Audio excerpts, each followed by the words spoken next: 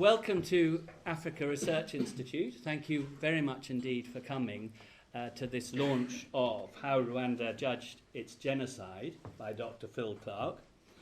There was a tremendous response to the invitation to this launch, so I'm mightily relieved, I have to say, that there are one or two spare seats, because we were really so overbooked that we were in a state of some concern. I think it's a tribute, this, not only to the piece of work, but also to the interest in Rwanda and indeed in international justice, tribunals and so forth at the moment. We've got a wonderful cross-section, as usual, of we've got legal experts, we've got diplomats, we've got many people with years of experience of this, that and the other on the ground in Rwanda. And so I hope that we will have a very good discussion after the presentations. Welcome to you, Phil. It's been a great privilege for us at Africa Research Institute to collaborate with Phil in producing this counterpoint.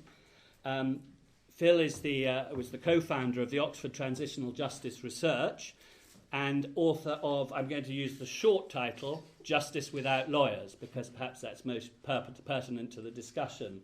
It's a really amazing piece of work, this, and one reviewer, an informed reviewer, I hasten to add, said that this book is the universal standard against which all future works must be judged. High praise indeed.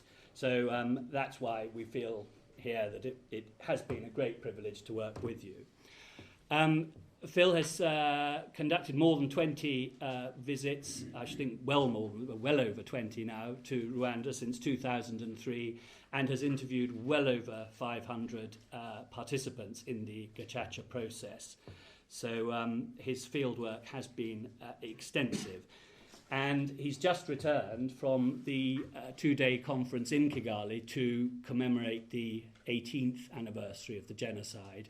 And this is very gratifying for us here as well, because he went loaded down with copies of the counterpoint, and we take very seriously the distribution of our products, of our publications in Africa. We do everything we can to ensure that publications are made freely available to anyone who's interested: politicians, academics, civil servants, civil society, man on the street, whatsoever, anyone. So that's marvellous that we know that the publication in its highly readable form is going into the country involved, and Phil will be taking others later in the year.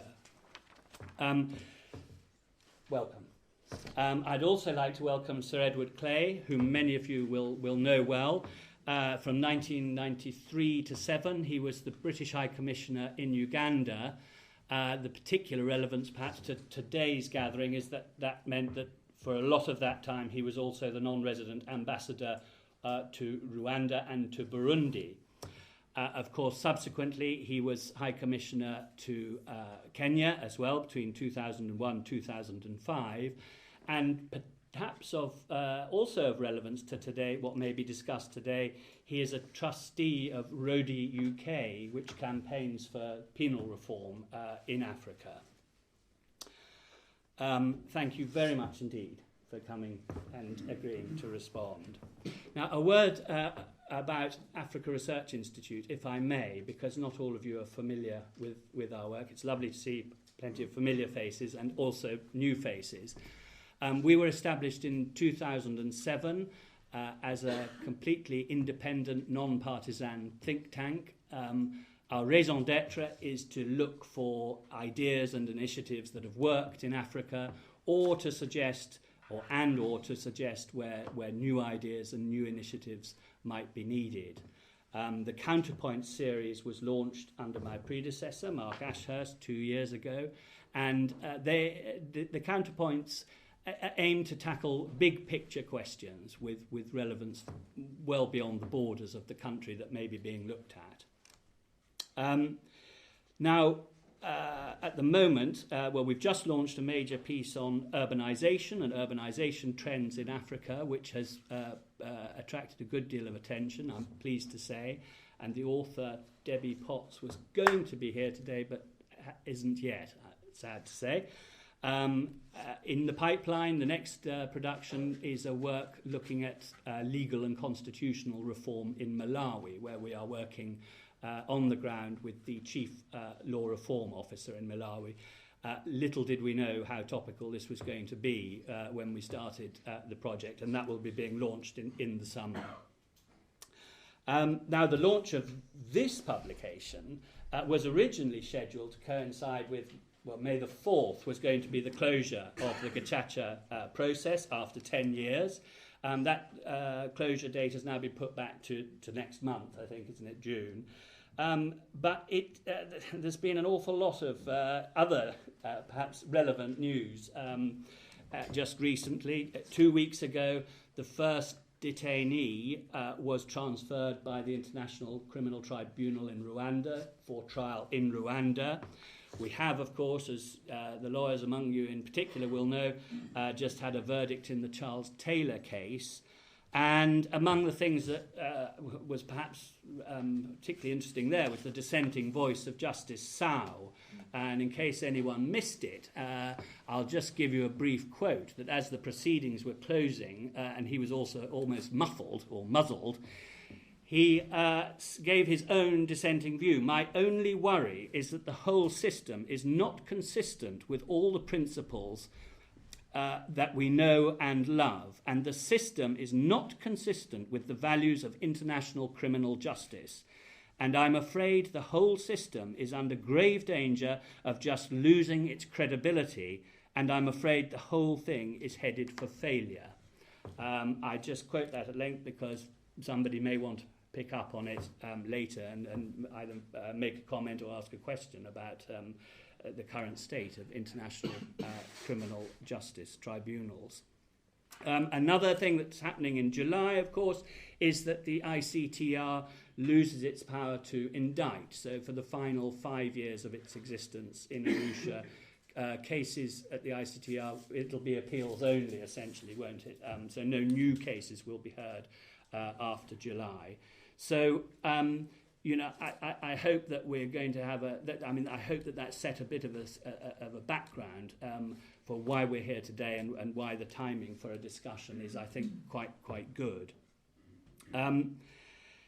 Now, let's just remind ourselves, and I'm sorry if I steal your thunder slightly as well, but I think it is good or useful to remind ourselves of the situation confronting the Rwandan authorities in 98, 99, 2000, or let's say particularly 2001, there were 120,000 genocide suspects in jail, costing $20 million a year. More than 10,000 had died in detention since 1994. There were very few judges left. The judicial infrastructure had been decimated. So the question was what to do. And that is really what Phil will be talking about, the consequences of that. And there will be those of you in the audience who, of course, radically disagree with what the government chose to do. All views, I hope, will be aired. A very quick word about the format, and then I will shut up.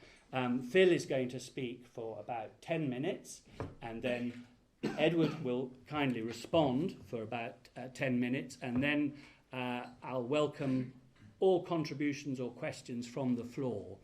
After about an hour, I'll call a sort of first closing so that anybody who has to go can go and not be embarrassed about it. If there is still sufficient pace in the discussion, we will carry on for as long as the my two fellows on the podium have the stamina and willing to do so. And with that, over to you, Phil. Lovely. Thank you very much, Edward. Thank you, Sir Edward, as well, for taking part in this. Thank you to you all for coming. I'm very grateful to the Africa Research Institute for not only producing this counterpoint, but giving us the opportunity to talk about it in person today. Most of you, I realise, have already read the counterpoint, or you now have it in your sweaty paws and will read it on the train going home. So I don't really want to just recapitulate everything that's in the volume. but rather, I guess, to try and sort of put the counterpoint in a bigger context and maybe to pick out what I think the most salient points of it are. As Edward mentioned, the counterpoint is based on this book, which is also on the table outside along with flyers. So if you're interested in the counterpoint and you're interested in what I talk about today, hopefully you'll also be interested in the much longer, slightly more ponderous academic book that it's based on. The book is really based on 11 years of research, including 9 years spent in the field. As Edward mentioned, I've made about 20 trips and done more than 500 interviews in Rwanda, so that's really the source material that I'm going to be drawing on today. And of course, this presentation is quite timely given that we are now, after 10 years, at the end of the Gacaca process. So we can, I think, begin to start to take a bit of a step back and ask ourselves what this community justice process in Rwanda has actually left and what kind of long-term impact it's likely to have. So in this presentation, very briefly, I really just want to do three things. Firstly, I want to put the counterpoint in a much wider context. Secondly, I want to deal very briefly with the main critiques of Gacaca and get a sense of what the commentators, many of whom I think have been quite rabidly opposed to this process, have been saying. And thirdly, to give a sense of what I see as the major benefits of Gacaca and what are the sort of positive dimensions that I think it's likely to leave Rwanda as we go forward in the next 5 to 10 years. And I guess my argument in the book, my argument in the counterpoint, is that in the literature on Gacaca, and similarly the literature on Rwanda as a whole, I think we see a very polarised depiction. We tend to see, on the one hand, a very romantic picture of what Gacaca is supposed to be. A literature that says, well, this is an indigenous transitional justice process that naturally will gain the legitimacy of the Rwandan population, and so inherently was always going to be successful. There's this very kind of romantic literature. But I think at the other end of the spectrum, we see a literature that tends to demonise the practice, that really from day one said that Gacaca would degenerate into mob violence, and that you couldn't possibly give control of the justice process over to the same population that had actually lived through the conflict in the first place. And so most of the literature tends to fall at these two sort of ends of the spectrum. And I think it's fair to say that most of the commentary on Rwanda as a whole also tends to fall into these two categories. A hugely, enormously positive literature that remarks upon, Rwanda's quite incredible transformation since the genocide in 1994. Versus this other literature, particularly from human rights critics, who find it very difficult, I think, to say anything positive about Rwanda. If I'm trying to do anything else in this presentation, I guess it's to try and suggest that I think the reality of both Gacaca and Rwanda as a whole is much messier than these two pictures would have us believe. And so I want to try and situate Gacaca somewhere in the middle. Firstly, I want to give just a slightly wider context to the counterpoint, I guess to embed it in other debates that are going on at the moment. And I think there are two main dimensions to this wider context. The first one is really debates around the nature of governance in Rwanda at the moment, particularly debates around democracy and human rights. And those of you who follow Rwanda closely will know that these debates, it's fair to say, are raging at the moment. And there are, in the literature, enormous concerns about the status of human rights in Rwanda, particularly since the elections in 2010, in which we saw significant constraints upon opposition political leaders, journalists, etc. We've seen, I think, a wide range of reports really critiquing Rwanda's human rights record in that regard. And my sense is that some of those concerns are justified, but I think much of the commentary really has gone over the top and tends to give us a very general picture of what's happening in Rwanda without actually really grappling with the political nuances. I went to a US State Department briefing on Rwanda in July of last year, and there were 25 so-called experts on Rwanda gathered around the table to kind of wrestle with these issues of democracy and human rights. Now, one initial element that should have rung alarm bells was that there wasn't a single Rwandan around the table. So I think that was the first thing to say. But what was also striking was just how, not just pessimistic most of the so-called experts were, but actually how almost apocalyptic many of them were in their predictions about where Rwanda was going in the next 10 years. And there were all manner of predictions of future violence, the possibility of a second genocide, and the list kind of goes on. I was by far the youngest person around the table, so sort of getting away with a certain impertinence, I asked about an hour into this briefing, how many of the 25 people around the table had actually been in Rwanda in the last 5 years? And wasn't that surprised to hear that only 4 out of 25 actually had. Which in many ways I think is quite representative of much of the external commentary on Rwanda at the moment. It's difficult to gauge how much it's actually based on empirical realities on the ground.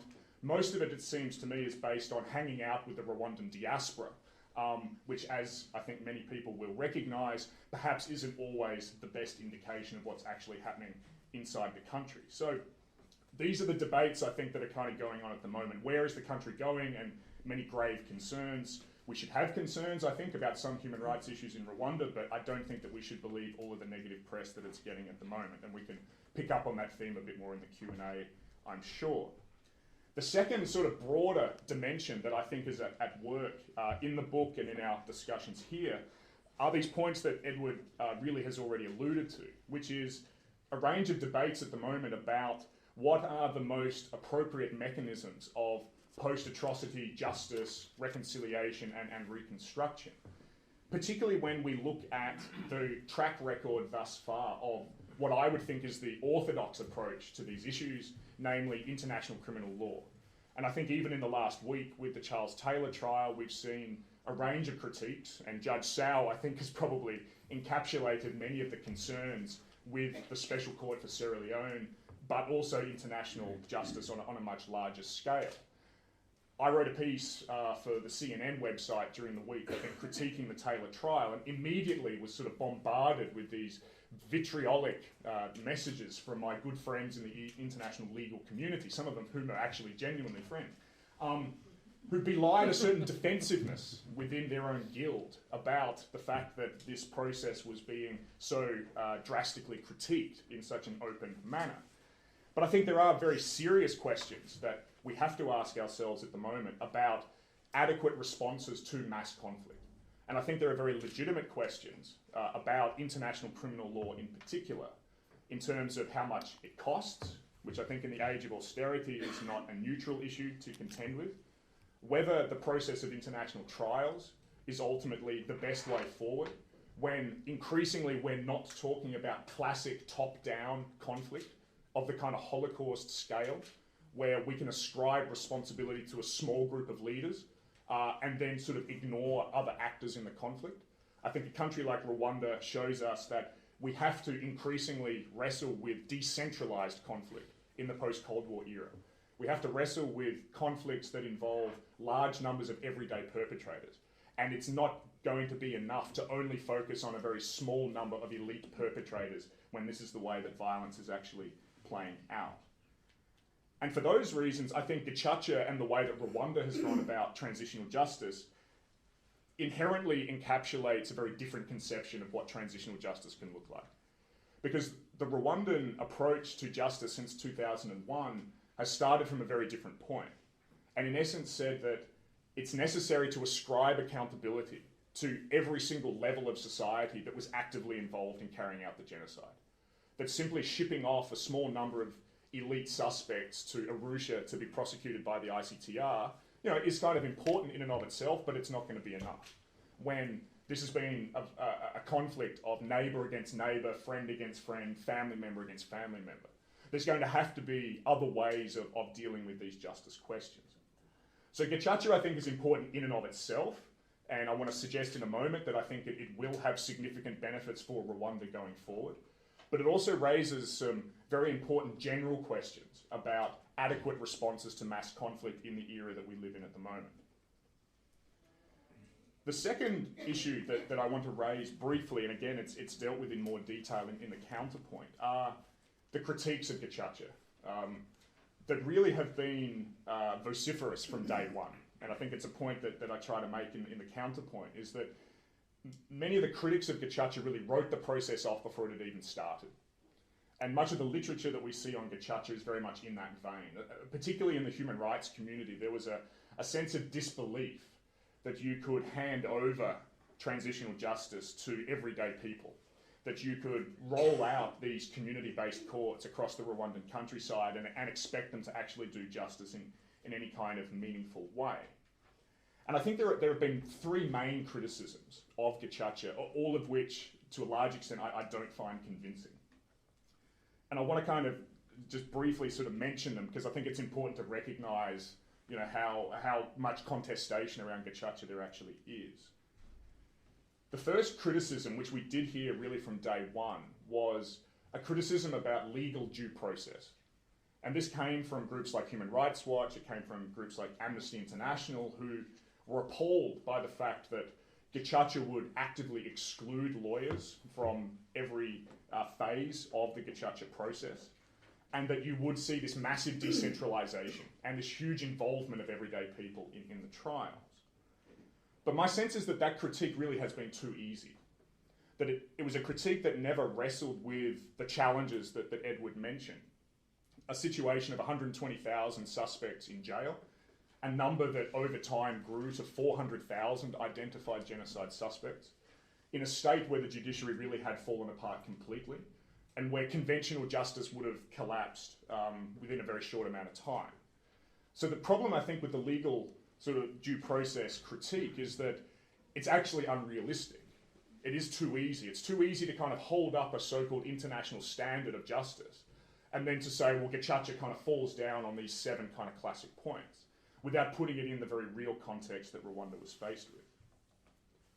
The second major critique that we see, and that again I'm highly unconvinced by and talk about much more in the book, is a critique that we've seen in the last few years, which is the problem supposedly with Gacaca is that in encouraging the Rwandan population to stand up in 11,000 communities and to talk openly about genocide crimes, apparently contravenes cultural norms in Rwanda. It's a kind of cultural argument.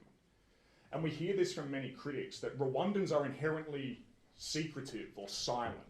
And the problem with Gacaca is it kind of forces people to act unnaturally. Of the 3 critiques, I find this one easily the weakest because I think that it really borders on an essentialization of Rwandan culture. That actually when I go back to my Rwandan friends and my Rwandan contacts and I ask them what they think of this critique, invariably it leads to laughter. And actually one of my Rwandan friends just on this last trip to Rwanda said to me, the people who give you this critique about silence must be drinking in the wrong pubs, which I thought sort of did seem to encapsulate in a much pithier fashion the kind of critique I was trying to make, which was I wondered where they were doing their fieldwork exactly. So the silence critique, I think, is a fairly crass one and to my mind should probably be dismissed quite quickly. The third and final critique that we hear of the Gacaca process is that it's little more than an instrument of state control. So there's now, I think, a deeply entrenched political critique of this approach to community-based justice. Many critics of Gacaca will say the process looks like decentralisation. You know, it's wheeled out to 11,000 communities right across the country. But in actual fact, this is a classic case of African governments using decentralised political and legal institutions to actually entrench political power.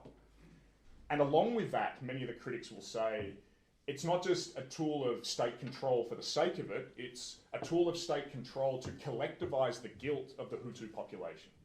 That this is an instrument being used by a minority Tutsi government based in Kigali to subjugate the Hutu majority through legal means.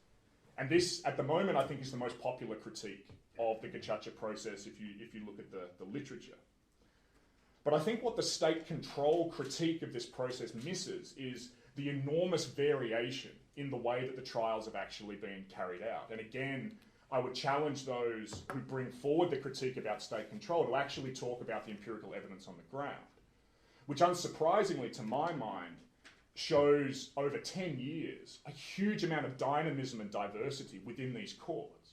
That a Gacaca in one place can operate completely differently from another jurisdiction only a mile down the road because the local conditions often vary enormously. And what I've seen in the last 10 years is, yes, certainly a certain degree of state oversight of the process and certainly cases of government interference in some genocide cases at Gacaca, but that these really have been the minority of cases. So I think what we've seen in this particular critique is a tendency to kind of pick the worst elements of Gacaca and to treat them as representative. And my sense is that there's an analytical problem at the heart of that. And that if anything, I think what that critique misses is how active the Rwandan population has been in Gacaca, and how much local communities, often outside of state surveillance and the kind of interest of the state, have been able to direct this process, have actually been able to mould it such that it's actually evolved quite significantly over those 10 years. So my sense is that the state control critique doesn't actually wrestle with the way that Rwandans have lived through this process for 10 years. It tends to see everything through the lens of a highly controlled political space and doesn't actually take the process on its own terms. And if anything, I don't think this has been a process of collectivisation of guilt. If anything, Gacaca has been a profoundly individualistic process. Because what's happened in these trials over those 10 years is that Gacaca has attached responsibility for genocide crimes to individual suspects, and also has acquitted 25% of that initial caseload. So if you go to Gacaca hearings and you see the way that it works, individual prisoners come, they stand up in front of their community. If they believe themselves that they're guilty of genocide crimes, they confess to those crimes, and that specific individual case is then weighed by the community in front of them. This has been a very personal process. Individual suspects, individual crimes, where are the bodies buried, what kind of compensation can be given by that individual. So what I think Gacaca has actually done is got us out of the logic of Hutu collective guilt, and it's actually made this a very personal process. So again, my question to the critics is, what kind of evidence is that argument actually based on? Finally, and I go into this in much more detail in the book, and I realise I'm already over time, so I'm going to kind of wrap this up. I talk about clearly what I see as the main benefits of the process. I'm not convinced by the critics. I think that there's often been very poor empirical work underpinning those critiques of Gacaca. But outside of all of that, this process, I think, has delivered very positive results that I think will have very positive legacies for Rwanda as a whole. In the book, I sort of go to great lengths, and in the counterpoint, I sort of narrow this down to three main benefits, which I'll summarise as follows. The first benefit, I think, is in justice terms. What Gacaca offers that very few other processes could have is a sense of comprehensive accountability. That what it does at the deepest level in the Rwandan countryside is it says it doesn't matter what level of society you were in 1994. If you took part in genocide crimes, you will have to give an account in some shape or form. And if you're at the upper level of responsibility, we will punish you, including with imprisonment. But at the lower level, you will have to stand up and be shamed in front of your community and probably do some kind of community service. But I think what that gives many participants in this process now is a greater clarity about who and who wasn't involved in these crimes, which is a question that would have been left hanging had we only relied on the international prosecutions in Arusha. And this is not an insignificant point. When you look at the way that people live, especially in rural areas, for individuals to have had the stigma of genocide crimes lifted off them because they've been exonerated by Gacaca has a profound effect on the way that they live their life every single day. And you wouldn't have had that unless there had been this comprehensive approach to dealing with all levels of genocide suspects. It's also crucial, I think, to identify the benefits in terms of truth. So justice is important, but truth is also key. This Gacaca, in my experience of looking at it over the last decade, has also been a space in which people have been able to talk about the genocide in their own terms. So yes, Gacaca has had this legal dimension, but it's also allowed populations to stand up and talk in a language that makes sense to them about not just what happened in 1994, but also the impact of that. And many survivors in my interviews tell me consistently that this is one of the main benefits of the process for them. It's confronting to stand up and talk about the past. It's not an easy process. But when many survivors do it, they say, actually, that's done us a lot of good. Because we can go back to our communities now with a sense that these things are out in the open. And others are able to acknowledge what we've actually been through. So the discursive space that Gacaca creates, I think, has been absolutely vital. The third and final benefit that I talk about in the counterpoint is something that I think perhaps has only become clear in the final years of Gacaca, in the last 1 or 2 years. And that is the democratic, participatory benefit that I think Gacaca carries with it. And I think in some ways, many of the Rwandan government authorities who constructed Gacaca at the outset didn't really predict what this was going to look like. What would actually happen when you gave control over the transitional justice process to your everyday population, and then basically took your hands off the wheel and said, carry it forward for the next 10 years. What's happened in many Gacaca jurisdictions, in my experience, is that local populations have kind of developed forms of political agency within these courts. Because every single week for a decade, 11,000 communities have had to stand up and wrestle with some of the deepest problems in those communities. They've had to talk about the causes of the conflict. They've had to talk about the nature of the relations within that community and what can be done ultimately to kind of improve them.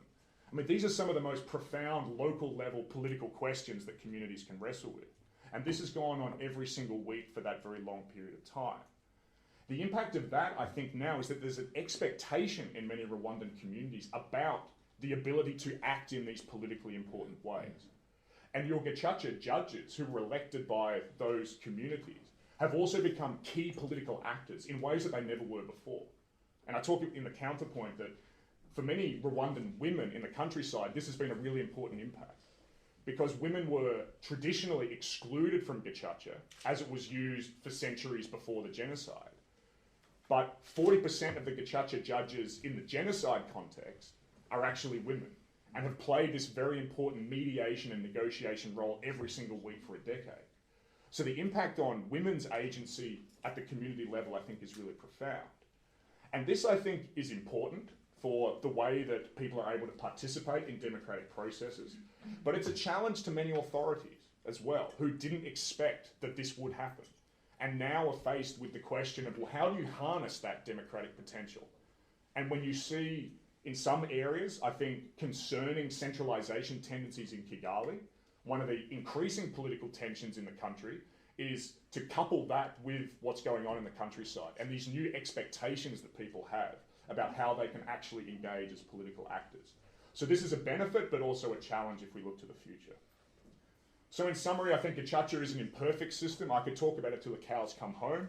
Edward, I think, was very wise to suggest this should be a pithy presentation. I could chew your ear off all day. I think it has been imperfect, but my sense overall, looking back over the last 10 years, is that the benefits far outweigh the negatives. We have to be conscious of the negatives, but my sense is that many of the critics have overstated those, and the positives, I think, really need to be underscored. So, yeah, that's a summary of what's in the counterpoint. Thanks. Thank you very much.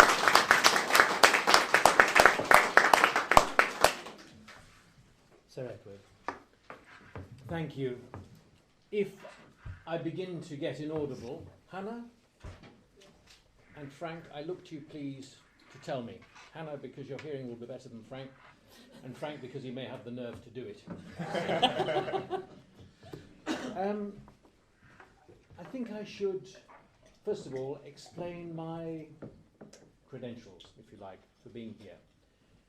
The fate of Rwandans at the hands of their governments was the earliest and has been the strongest, really, formative influence in my adult life. At the age of 18, I found myself for about 7 months in a refugee camp in Burundi, full of Rwandans. Mostly Tutsi, but not all, by any means, about 60-40. In 2002, I discovered somebody who'd been in the camp at the same time. We were both ambassadors of our country. And I remember this man's parents and peers, not personally, but sitting in Kigamba plotting to go back. And from that time, around that time, sprang all the misery of the Great Lakes region for the ensuing 60 years, and then perhaps some more. Seth Kamanzi, who was the Rwandan ambassador in Nairobi when I was there as High Commissioner, was a really formidable individual.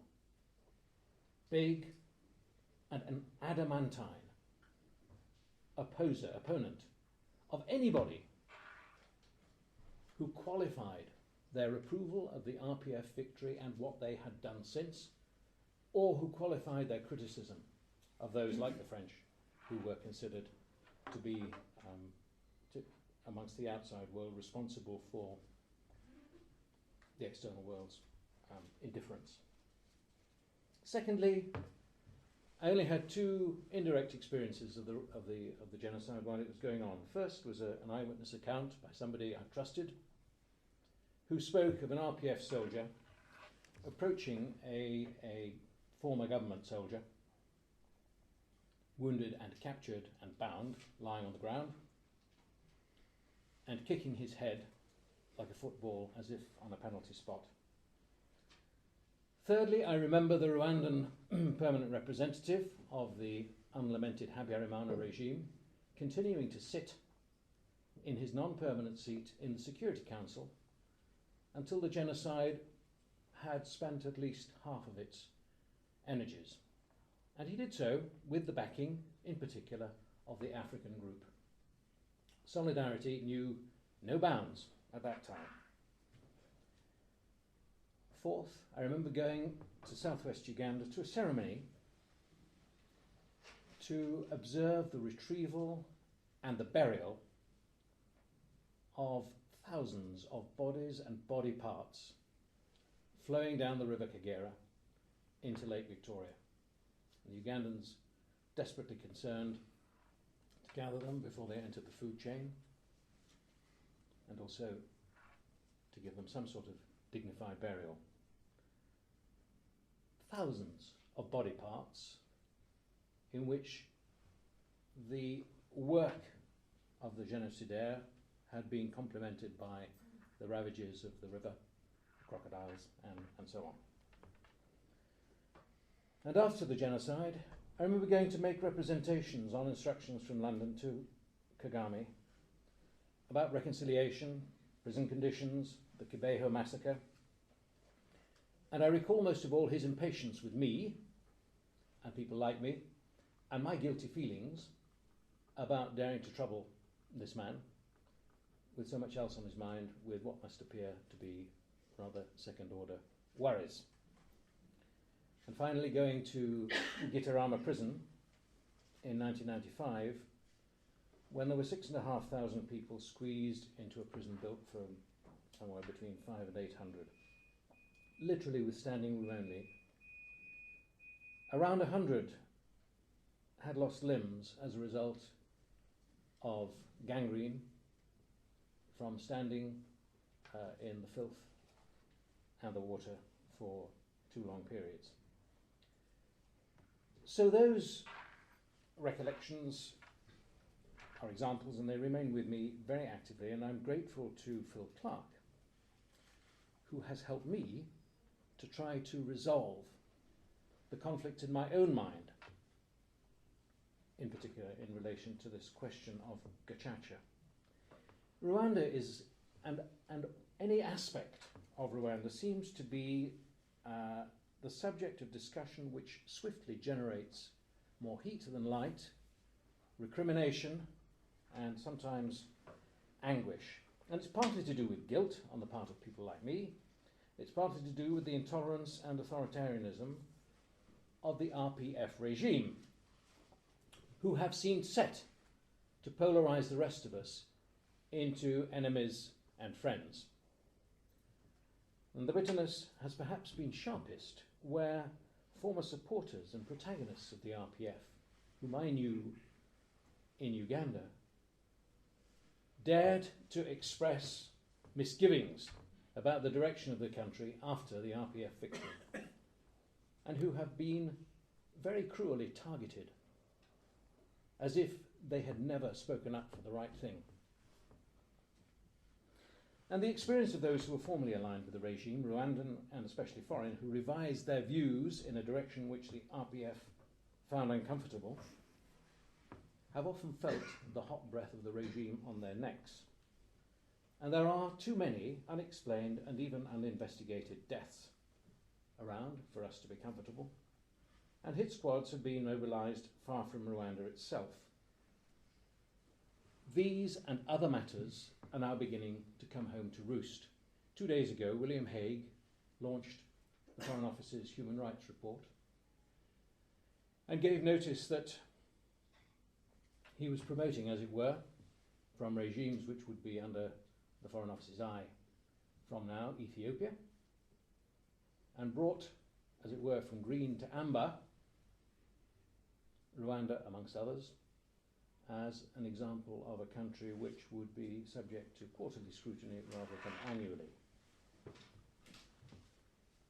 So, I think, first of all, Phil, I have to congratulate you on an act, a work of academic courage. And I think the first and most useful thing I took from your book is that despite the instincts of the present Rwandan government, actually the Gacaca system was something which was not the creature, however they designed it or hoped for it, of control freaks. It got beyond their control, and one of its merits is precisely that, as you have just explained. And secondly, I think in addition to scholarship and your extraordinary amount of time and energy you've spent on this over the last 11 years, you have brought this question of justice down to earth. Victor's justice is often made to sound pejorative. And yet, isn't justice still the most modest of all the potential gains which a winning side might claim from their victory? For most of human history, looting, rapine, theft, and so on, discrimination and arbitrary punishment were the norms on the part of victors. Now we have at least the redeeming feature of an attempt to implement some kind of justice. Not to have made that attempt would have been the worst injustice of all and the greatest shame. And I think that what you have shown us is that it was an effort well worth making and well worth our support, even if, and you tell the story, warts and all.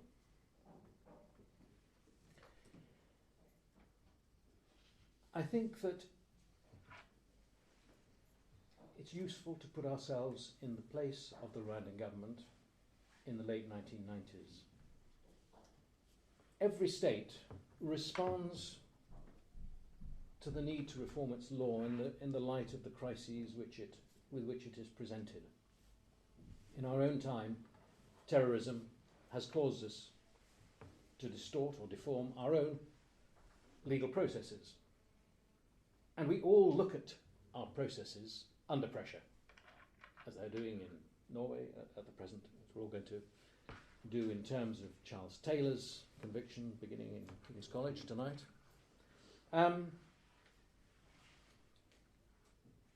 In every case, we can find that the operations of the law are imperfect, notably in this country. Anybody who studied the Birmingham Six knows that when we were under the most public scrutiny, the system bodged it up. Where you have nothing in place, where the legal system has been destroyed and discredited, and the judges and the magistrates and the lawyers dispersed or killed, you have to start from the beginning. And you design a system you can afford to achieve as many as possible of the things you most want. And in that process, the idea of fairness, which is something inborn, and every child from the age of about 3 has an idea of fairness, comes to the top, as balances and compromises have to be made between collective and individual rights and between different ideas about the primary purposes of punishment. Agreement on those points is fundamental in making any system of justice enjoy wide public acceptance, which is what it must do. And this was Rwanda's predicament after the genocide.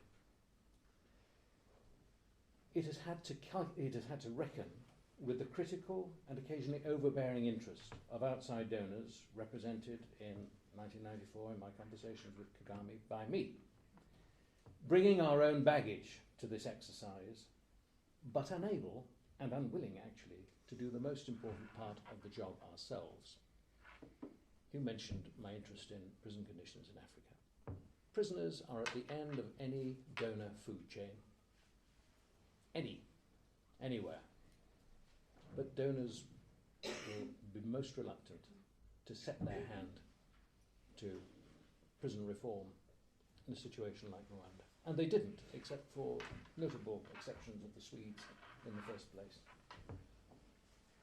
You brought, Phil, oral testimony of countless Rwandans, I think 500 interviews you say, who've been involved in one way or another in this Gacaca, and put those alongside the views of commentators, Rwandan commentators and outsiders. And it's a monumental achievement of gathering the evidence and weighing it all up. Thank you for drawing our attention and building your framework around your 6 profound principles. What does the system achieve for truth, peace, justice, healing, forgiveness and reconciliation? And how is it performed in respect of 2 pragmatic objectives? Processing of a huge number of cases, 120,000 people suspected, and improving conditions in jails. Improving conditions in jails was not a minor consideration in the minds of the outside world. Conditions were horrendous. Old-fashioned jails accommodating around 6 times or more their designed number of prisoners. But the achievement of Gacaca was to relieve that pressure to some extent. Of course, some of those suspected and left in prison for some years before Gacaca got going found their way back to prison. And I am dismayed, actually, that I can't, on a quick bit of research, find out exactly how many prisoners there are in Gitarama today. But I saw last night, an apparently serious claim, that there are even more prisoners in that prison than there were when I knew it, although its design capacity has been increased 5-fold. So the numbers of prisoners is 2 to 1 against the designed limit. You quote Aloysia Inyumba, making the point that Gacaca, in helping to expedite at last the hearing of cases, provided relief both to survivors and to the relatives of victims by ending the sense of limbo which had in effect prolonged the culture of impunity in Rwanda, and affording those who had been wrongly accused at last the chance to protest their innocence. And in Rwanda and in Africa, the pattern of justice or injustice has more often been one in which the culture of impunity persisted, in which executives and parliaments connived to distort or neuter the operations of the justice system. And that was certainly the case in pre-1994 Rwanda, since independence. Gacaca has ended that culture of impunity, and its fiercest critics might say that its most glaring failure hasn't been its aims or the imperfections in its working, but perhaps the exclusion from its scope of crimes committed by the victors themselves. And that debate will no doubt continue, and continue to be envenomed for decades, and possibly generations. But thank you for taking us to half-time.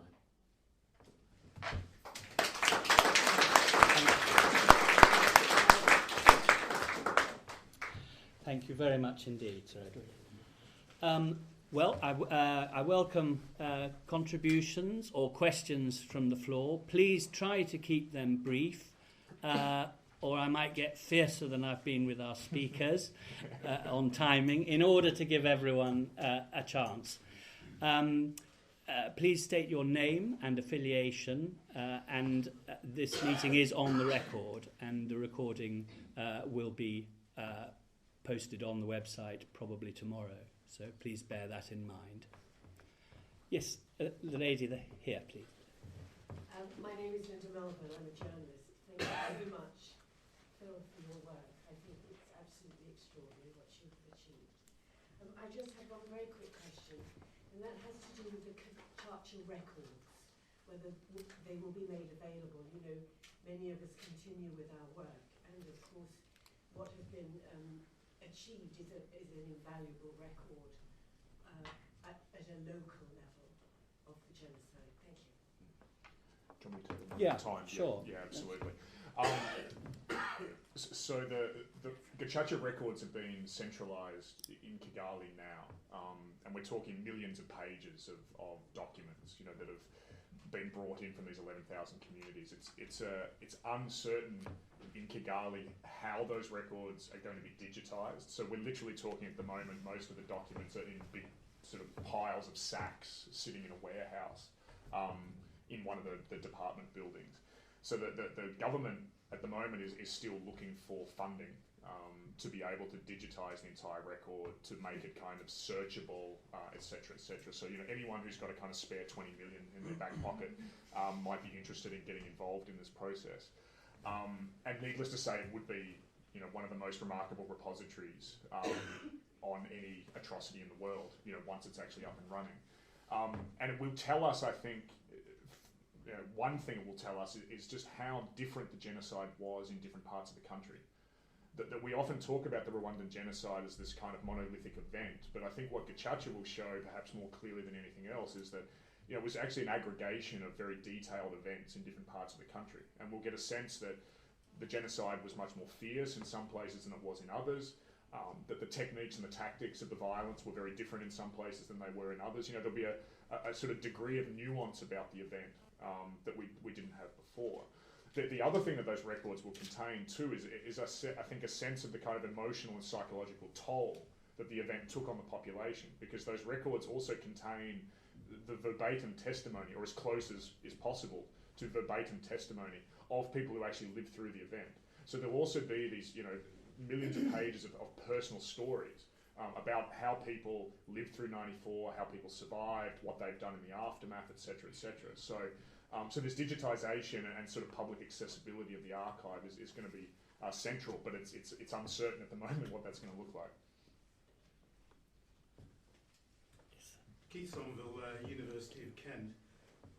I agree, I think, with practically everything you wrote in the counterpoint, and to take up Sir Edward's point about impunity, could the exclusion of atrocities or alleged atrocities by the RPF not only upset the balance of the reconciliation process that was part of Gacaca, but when you combine it with the use of genocide denial as a stick with which to beat opponents, as a means of suppressing freedom of the press, could that actually undermine everything it's achieved in actually creating a new sort of impunity? Mm. No, I would agree with Sir Edward entirely that the issue of RPF crimes is one of the real absences in the Gacaca process. And I think certainly in my interviews in the countryside, especially in the north and the west, you know, where I think some of the RPF activities after the middle of 1994 and even during the genocide were perhaps the most severe, you hear this complaint regularly. People saying, look, you know, we recognise the importance of dealing with genocide crimes, but what about these other crimes that aren't being dealt with? One of the things that I mentioned briefly in the counterpoint, I talk about it a lot more in detail in the book, is the fact that RPF crimes, even though they're not contained in the Gacaca law, nevertheless get talked about in Gacaca jurisdictions. And this is one example of, I think, an area that the government didn't predict would happen once the process got rolled out. That there are a range of communities where I've been doing research in the last couple of years where for the very first time RPF crimes get talked about. They tend to be in communities a long way away from Kigali, where I think participants have tested the waters of Gacaca for 7 or 8 years. They realise what can be said safely. The judges never record that testimony in their notebooks, but nevertheless Gacaca has become a space where these very inconvenient truths are being talked about. And that, I think, again, is one of these sort of unintended consequences of the process, that Gacaca has become a space where these difficult issues can be wrestled with, but going along with that is a sense of frustration in many communities that those crimes have never been prosecuted in a legal sense. So I wouldn't go as far as to say that that critique undermines all of these other gains, but it is to say that in some communities where those crimes were committed, this is a running sore. And it's very difficult looking ahead to know how that's going to be dealt with. I mean, in essence, I think this is going to be one of the silences that kind of remains there. I mean, with these issues, I always have to be very cautious to say, I'm of course not drawing any kind of moral equivalence here between the genocide and the RPF crimes. I mean, we are talking about two very separate categories of crimes. I think there is a moral hierarchy here. You know, there's obviously a very sensitive political debate around these things. But if you listen to people in the countryside, in affected areas, this is definitely an issue. So I think it's important. Yeah. Would you like to add? No. Okay.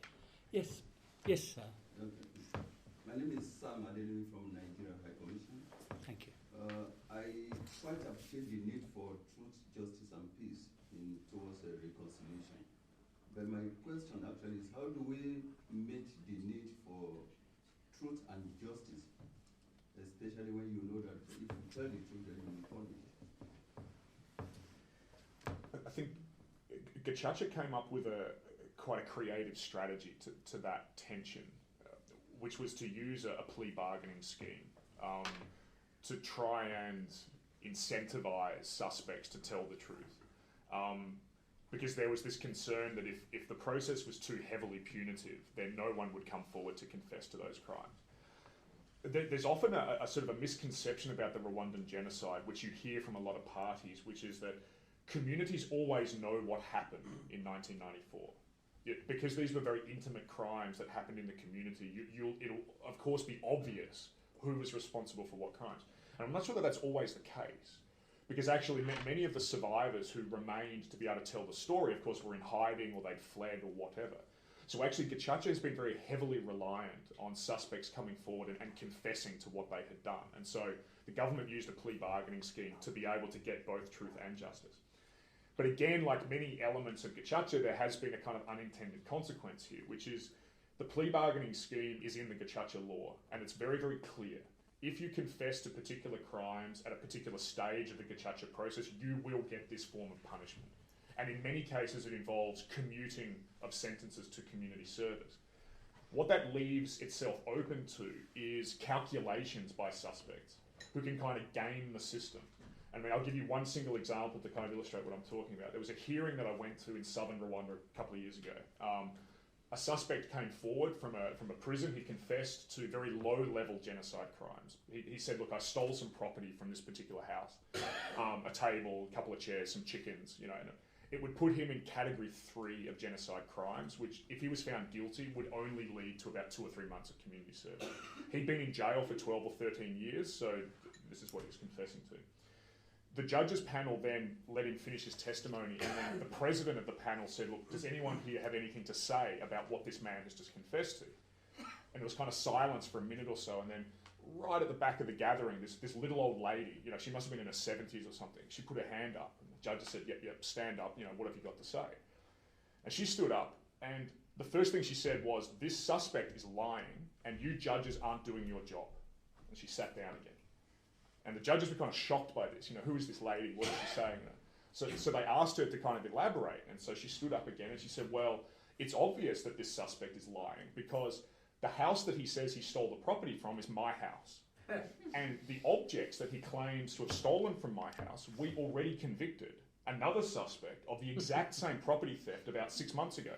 And if you judges were awake and doing your job, you would remember this and you would know that this man is lying. So she sat down again. So the judges sort of deliberated amongst themselves, and they deliberated with the General Assembly, and then the president stood up again and he said, look, you know, it's shameful to admit this, but the old lady's right. This suspect has lied. We had already convicted somebody else of this exact crime.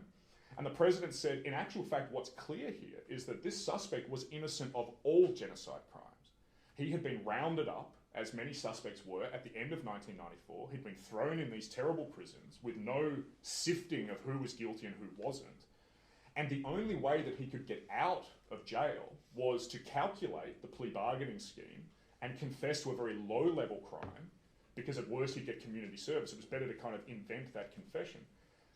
As a result of that, having been found to have lied, he was convicted of perjury and put back in jail for 2 years. So he just kind of, he nearly got it right. He nearly kind of calculated his way through, but the old lady kind of put pause to that. So there are problems with plea bargaining as well. It does lend itself to a certain amount of calculation. So. Thank you. Yes, sir. Yeah, my name is Wayne Mackenzie. I'm from Rwanda. Also, I'm from the London Center for Social Impact. I want to just comment on what Dr. Paice said about Gacaca, why it was established. As a Rwandan who survived the genocide, at that time I was 17 years old, and after the genocide, the system, the way it was, too many people are suspect. There's no judges. For me and for many Rwandans, it was a very innovative way trying to judge too many people was, who were in prison at that time. We think, and also because of the past experience of Rwanda in the historical concept, how Gacaca was used was the best way to kind of settle some dispute within the families. And also I don't agree with some of the human rights critics which say about how the legal entry process of the Gacaca that I don't disagree with that. But what is not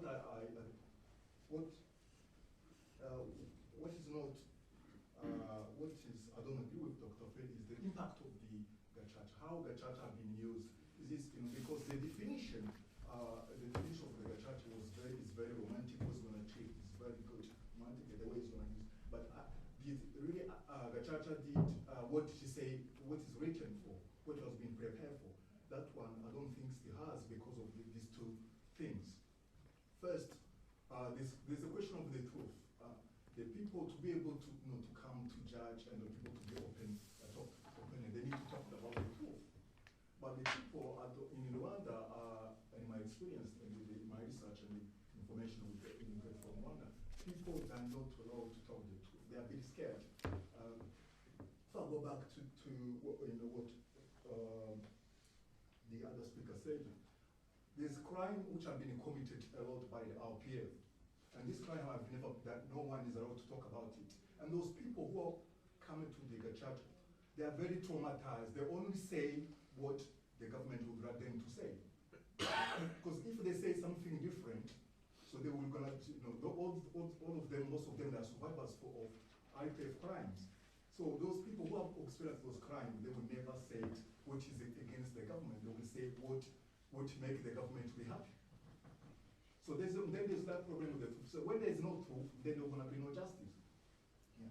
And also, if there's no justice, there's not going to be reconciliation. Because as I think about 2 years ago, we were discussing in Oxford with Phil, I said that when you said there are 500 people you interviewed, but it's very hard within oppressing regime where people are not open and say what they think. Information when you got,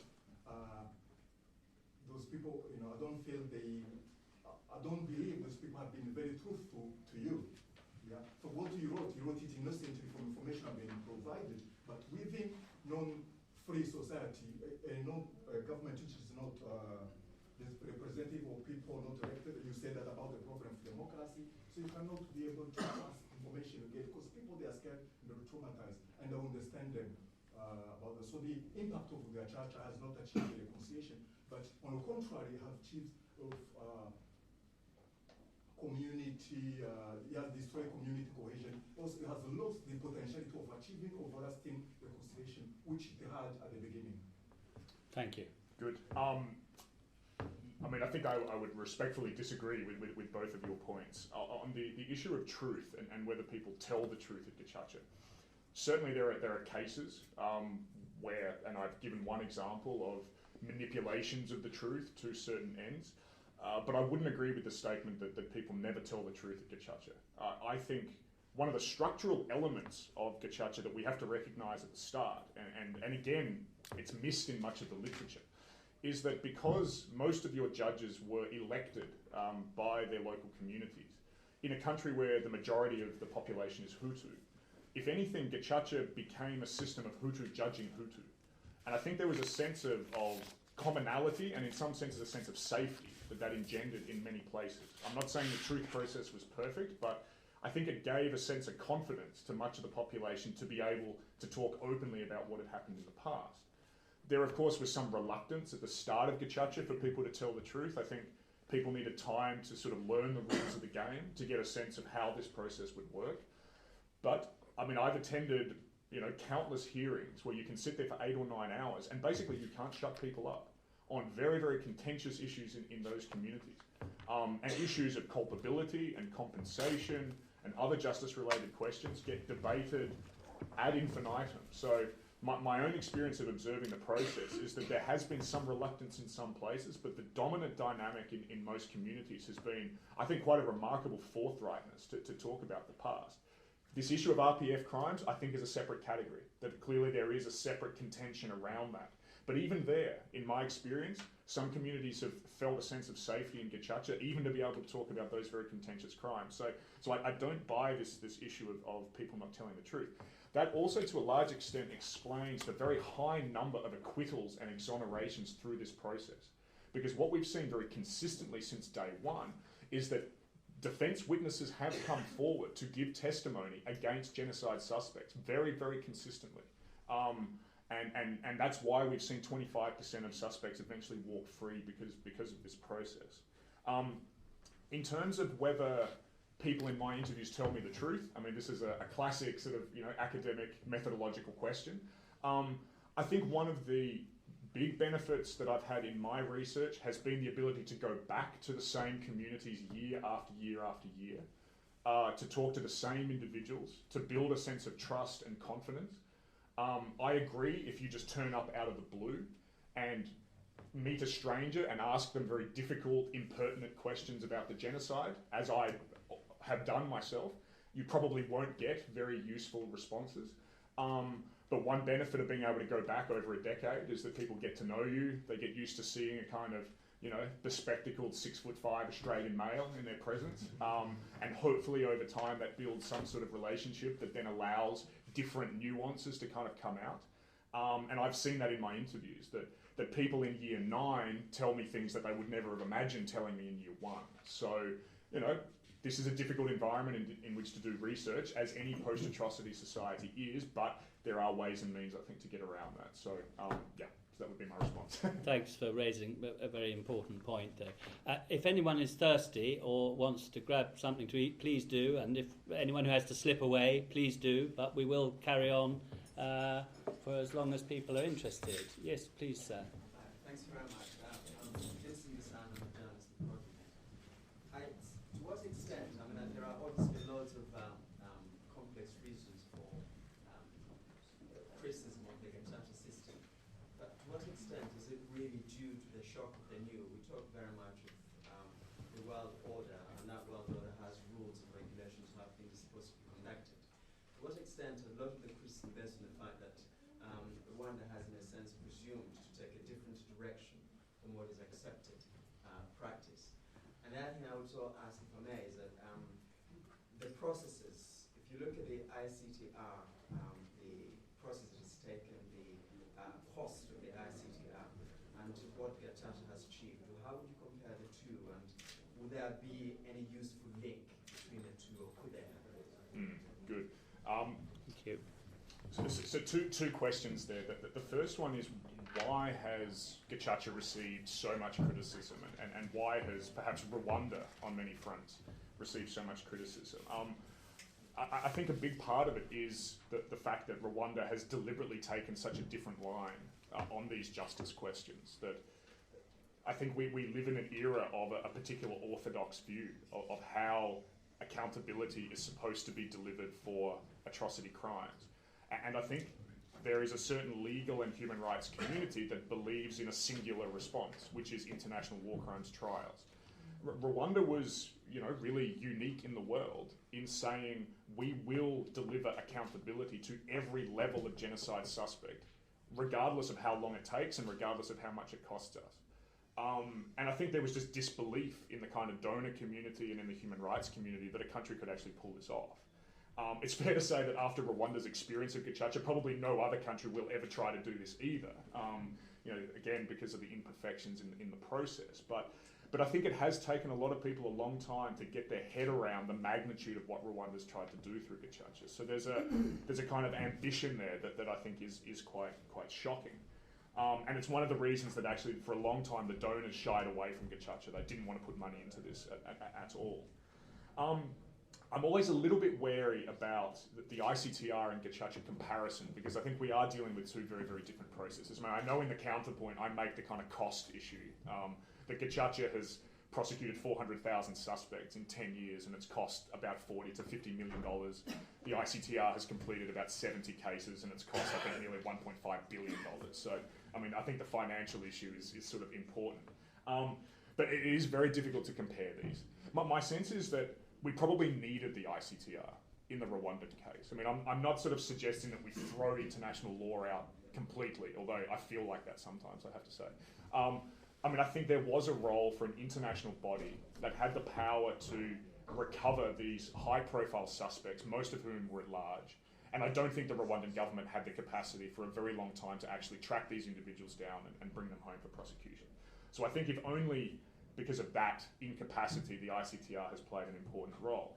But it's gotten to the stage over time, and this is something that international lawyers, I think, still are kind of struggling with, is that Rwanda didn't remain static. And we have seen substantial domestic reforms within that judicial process, such that, my own personal opinion is that for about the last 4 or 5 years, Rwanda could have been prosecuting all of these high-profile cases in Kigali, in courtrooms that would have been viewed by the local population. My sense is that as time has gone on, the ICTR and foreign jurisdictions have become obsolete. And I think it's a very important development that we're now seeing these very high-profile cases being transferred and extradited to Kigali. My sense is that that's overdue, but it's a good thing to sort of see it happen now. One thing and this is like a sort of final part to your question, interestingly, over time, the ICTR and Gacaca have actually started to collaborate much more. It's very interesting, because when I first went to Arusha in 2003 as a very green PhD student, I asked many ICTR personnel what they thought of Gacaca. And most of them looked at me like I was a space alien and said, well, that little village process that they have over there, people kind of hanging around under trees talking about things. You couldn't take it seriously. That was kind of the dominant viewpoint. But as time went on, ICTR Defence Counsel discovered that Gacaca was very useful for them, because what was happening was witnesses who were coming to Arusha to testify in ICTR trials, in the vast majority of cases, had also given testimony at Gacaca. And if you're a defence counsel and you're trying to discredit a witness, having a good idea of what they've said in another jurisdiction is absolutely paramount. And so Defence Counsel found this was a gold mine, because of course people often were telling different stories in different jurisdictions. I went to a Gacaca jurisdiction in the north of the country about 3 years ago, and I was talking to some Gacaca judges. And I said, look, I've heard that ICTR investigators have been around here. Have you had any interactions with them? And they said, oh yeah. They said, these guys turn up all the time. In fact, they're becoming a problem. We're being distracted from our own Gacaca work because we keep having to deal with these international investigators. And the judges said that what they'd started to do was they were producing 2 sets of Gacaca records. They had the normal record for their own purposes, which was often filled with these very elaborate, very colourful stories about the past.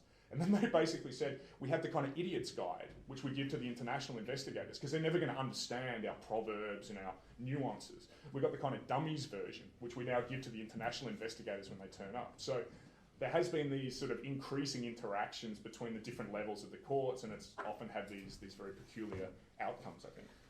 Thank you. Yes, Edward. If I may, I'd just like to add 2 rather crude considerations from my rather grubby profession. The first is that in the aftermath of the genocide, the donors didn't have a better idea, except that they couldn't approve of anything which wasn't invented here, in Europe or in Washington. And that's kind of a default position for the donors, and it's deplorable. But they also weren't prepared to summon up whatever it would have taken to try and address the most critical problems actually in the prisons. Because how could they, as it were, subsidise a prison system when it was full of people who were being held illegitimately, under no system of law. Second thing is, of course, that Gacaca was disapproved of because it didn't contain lawyers. Bloody hell. And that's, particularly in this city, that's a major crime, particularly legal consultants. So I think, you just have to realise that. I think that international courts or tribunals have a place for the most difficult cases. They have been useful in Kenya. But the problem is that unless there's follow-through locally, they end up with a rather odd selection of bods. And inevitably, there's a kind of suggestion of political balance, perhaps, in the choice of those they're going to arraign. It's just a bit odd if there is no follow-up locally. The Kenyans had all the time in the world to say, yes, we'll have a tribunal. And they didn't take it. And the decision for the ICC to follow up was actually rather popular with Kenyans because it was a way of weakening, if not destroying, the culture of impunity. They're now following through by dismissing quite a lot of their judges for being in some way incompetent. Last week, 4, I think, stood down. Every few years, that's what the Kenyans do. They purge their judiciary, get rid of the most obvious bad hats and so on, I'm not saying anything else, and refresh the cadre. But they don't refresh the system, unfortunately. I know, sorry, this gentleman's next, and then you, sir. A number of people who are either prosecutors or counsels at the Special Court for Sierra Leone and ICT former Yugoslavia were here. I don't know if they still are, and clearly it would be very interesting. I won't identify you, but it would be very interesting to have a contribution from somebody who's worked, extensively with an international criminal tribunal. So I leave that in the air. You were next, sir. Thanks. My name is Richard Moncrief. I'm a researcher in the Foreign Office, but I'd like to just make a few personal comments, not in any way related to my job. Bill, I think you're having it a bit too easy, actually, listening to the debate. And with all the respect I have for my former colleague Sir Edward, I do wonder if, I don't know if maybe if you invited Human Rights Watch, but I think that seen as that community... Yes, there were, and Amnesty and everyone, yeah. I mean to speak, not just to be here. And perhaps if not, it might be worth offering them a chance to do a counterpoint in reply, because I think that would be interesting. But and I think we do need to balance some of the debate here. I mean, we've almost started to collectively say that Rwanda, because of Gacaca, is sort of marginalised in the international community. And I'm sorry, we're throwing enormous amounts of money at it. Not necessarily Gacaca, but we mustn't, be naive about the position of Rwanda in the international community. When I was reading your counterpoint, and I haven't read your book because it's too expensive and I'm not sure. Not anymore. Maybe you can give me one. Yeah, the paperback's out now. No, I will read it, but I did read the counterpoint. I'm quite uncomfortable with it, and I think I'm trying to clarify in my mind why. And could you do so reasonably briefly? Yes, I will. Sorry, thank you. I think that there are some straw men in there. I think the culturalist critique is a straw man. I think the apocalyptic critique is... I realise people say this, but I don't know quite what analytic interest there is in repeating it, so that's why I say there's a bit of straw man in there. I would even argue that Human Rights Watch is a bit of a straw man. When I used to work for a similar institution, when we got a Human Rights Watch report, we read the title, and we'd have a game where, we'll guess the recommendations without reading the report. And of course you can do it. We know that Human Rights Watch recommendations are written by lawyers in New York who never go to Africa. We know that. That's part of the game. I mean, that's what they are. And I'm not sure that criticising Human Rights Watch one-size-fits-all approach to justice tells us that much about Rwanda. So it comes to really the last point, which is the political point. And there, I'm not convinced. I'm really not. And I don't know Rwanda anything like as well as you, but I'm really... It's not proven. You put the bit about no discussion of FBR crimes. Effectively what you're doing is you're trying to marginalise that within the moral case you're making around Gacaca. It comes on page 11 in one paragraph in the text, and in a reply to an earlier question, you effectively marginalised it. And I don't dispute your question of moral equivalence, that's fine, but I do question that you can marginalise crimes committed by the regime which is currently in power in Rwanda while Gacaca is happening. It doesn't add up to me. You don't mention self-censorship. You don't use the word self-censorship. Even to deny that it happens, you don't address that question. And I'm just absolutely not convinced by it. I don't really know what the moral community here is. I mean, I I know this may be a bit of a sort of wacky left field thing to say, but what about Eastern DRC? I mean, the people who live in Eastern DRC are part of the moral community we should be considering if we are to make a moral judgment about justice in Rwanda in the last 20 years, it seems to me.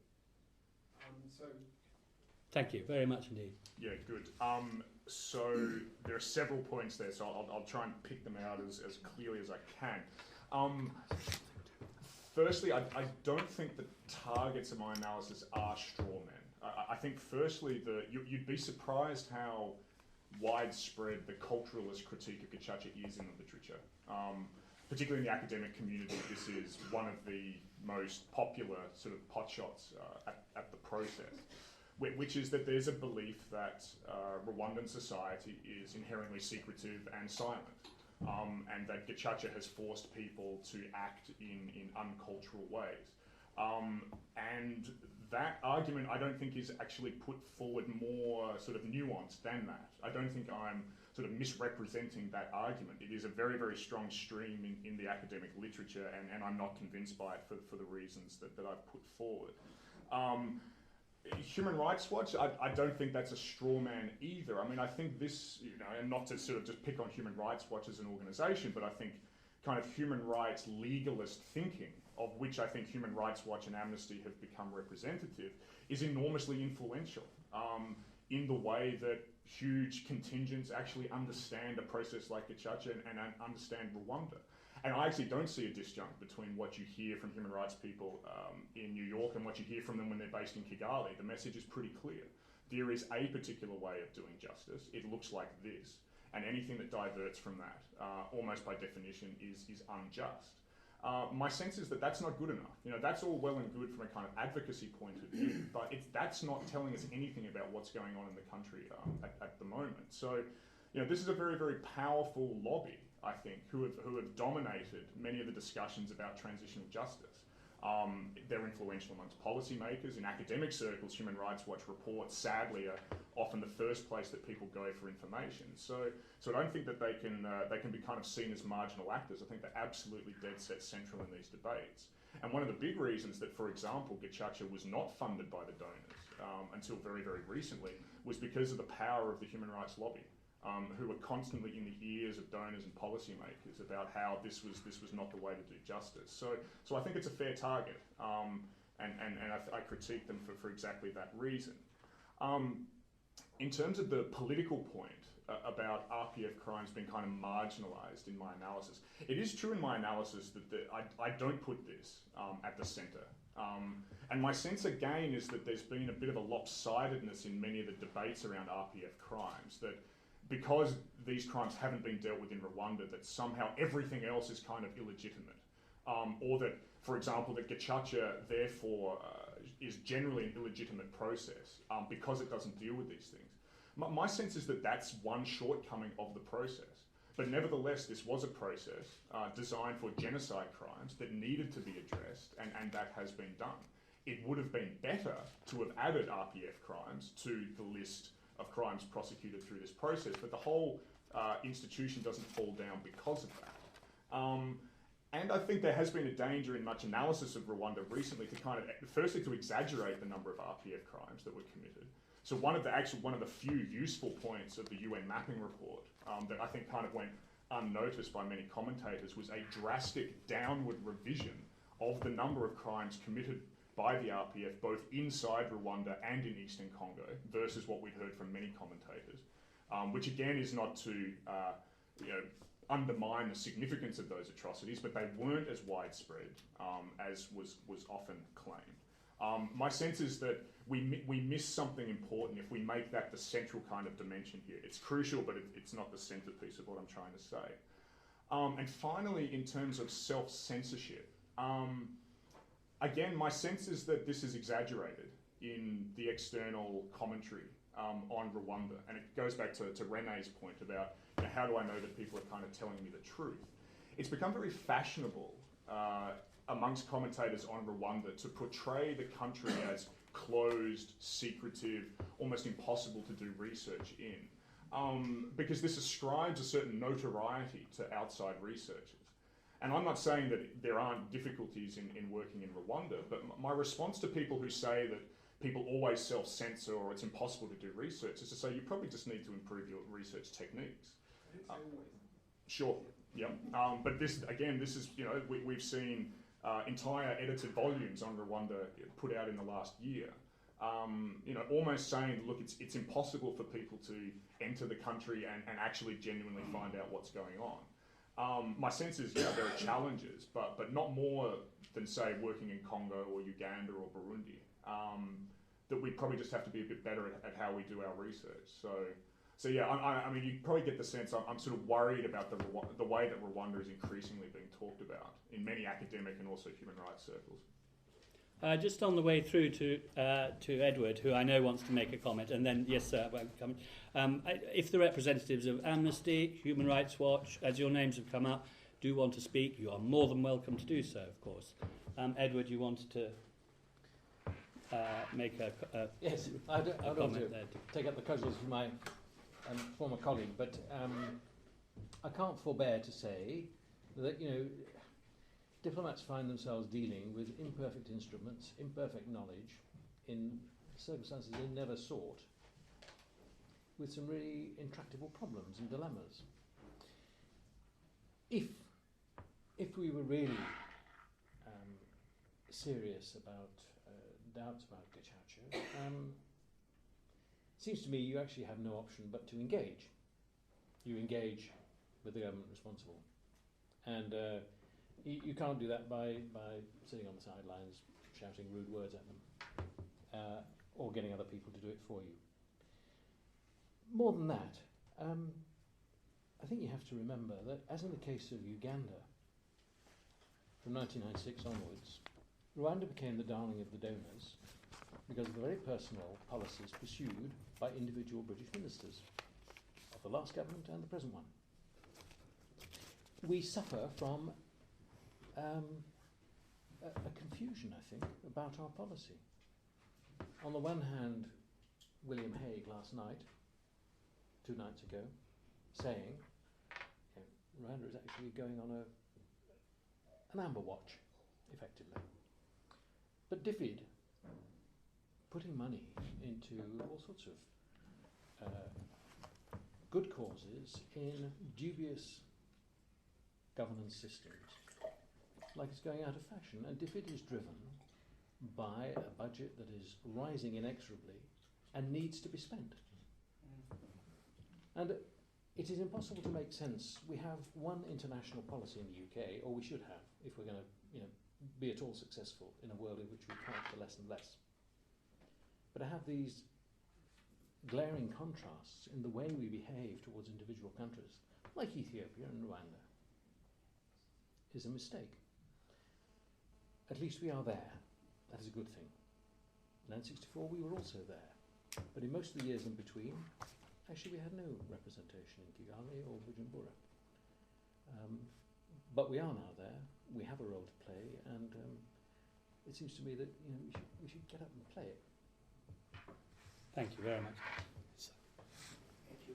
Frank Sagara, One High Commission. Thank you. And these are personal views. Again, 2 questions.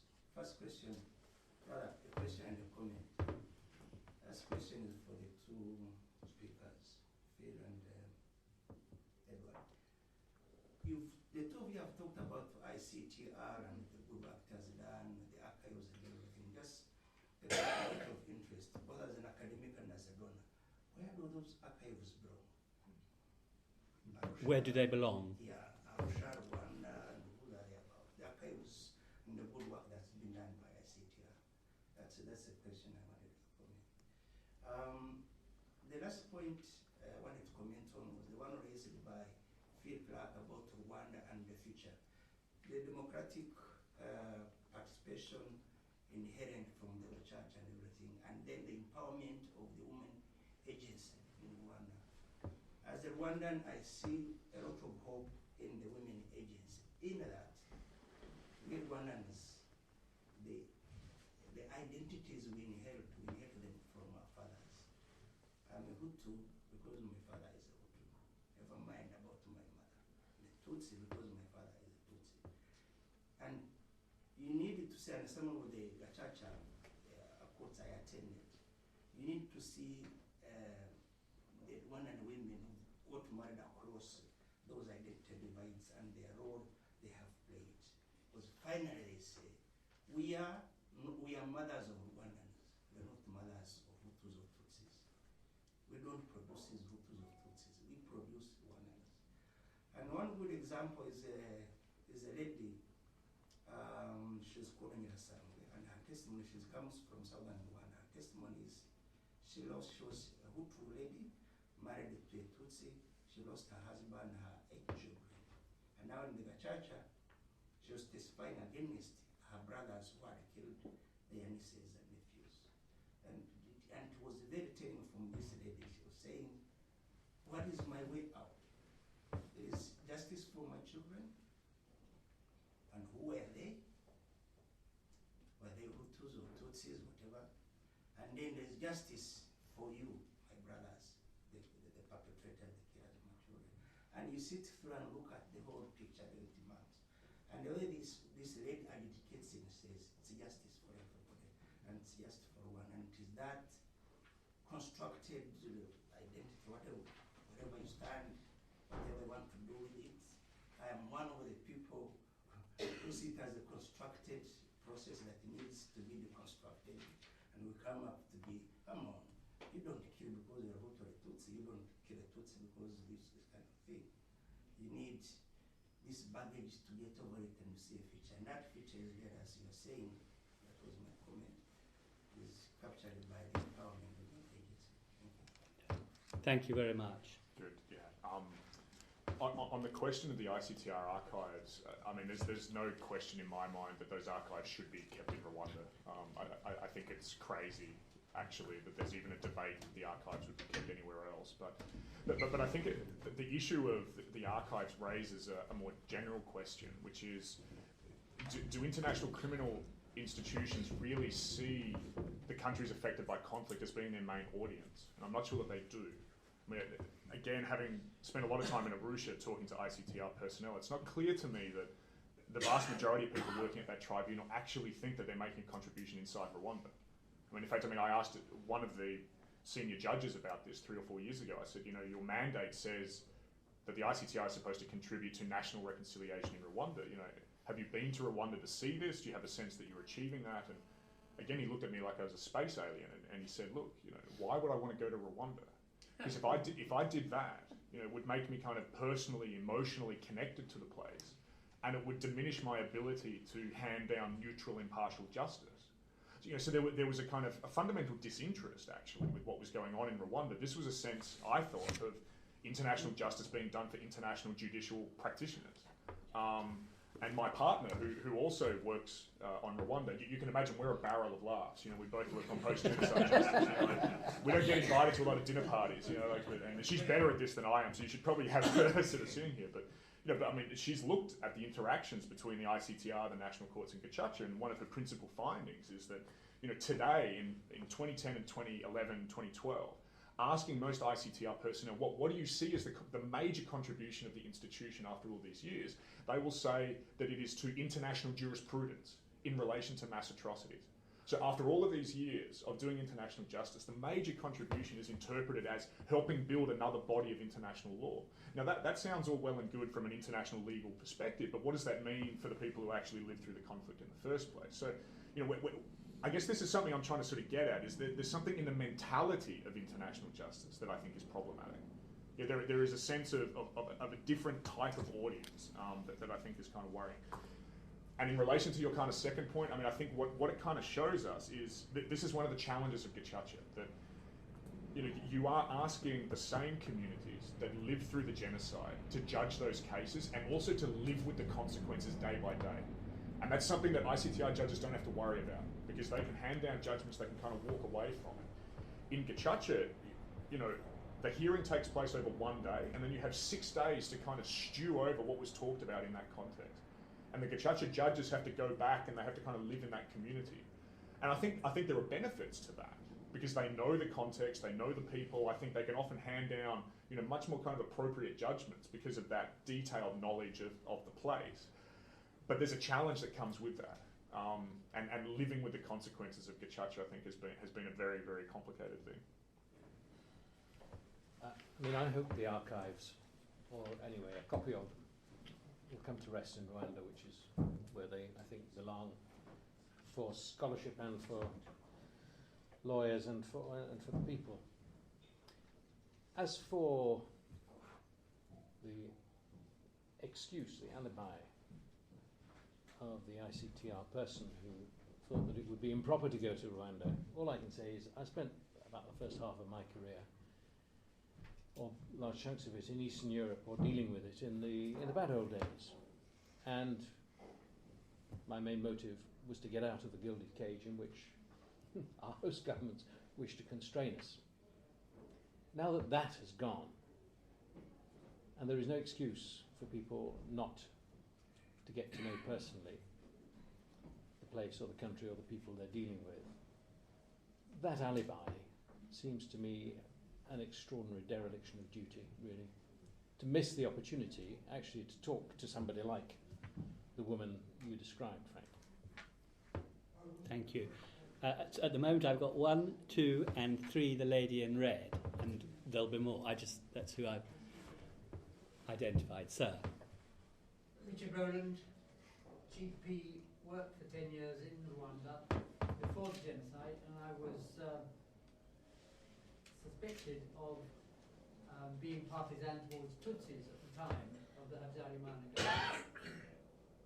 Subsequently, going back to Rwanda twice a year for the last 10 years, just in a health capacity, training trainers in HIV/AIDS, but also involved in Prison Fellowship International. I'm a volunteer at HMP Lewis, and I've been twice into Changugu prison in southwest Rwanda.